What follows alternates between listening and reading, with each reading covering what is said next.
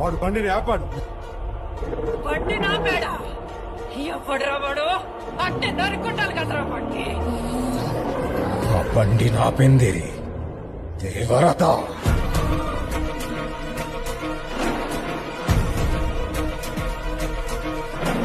మీరు వెళ్ళకూడదండి, తుఫాన్ వస్తా ఉంది, సముద్రం అల్లకల్లోలంగా ఉంది అన్నా కూడా వినకుండా ఆయన ప్రత్యేక బోట్లో 9 కిలోమీటర్ల సముద్రంలో ప్రయాణించి వెళ్లి అక్కడ తనిఖీ చేశారు. I won't leave it. I won't leave it. Let's go.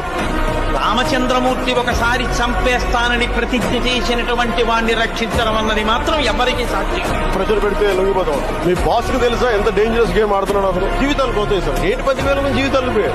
Seize the ship. If any pressure comes from central government, we'll see. వాడి ఊపిరి ఆగేదాకా వీడు ఆగడు.